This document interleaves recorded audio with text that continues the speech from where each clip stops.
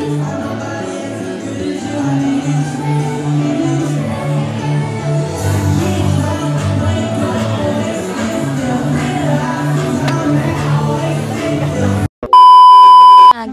mini vlog muna tayo for today's video. Ito na nga, magkakasama kami ulit nila Vanessa Lynn. Ito yung hinahanap niyo palagi, diba? And then guys, pupunta tayo sa may Didi, sa may Quezon City, sa banda. And by the way, nakapasok na kami ng time na yun.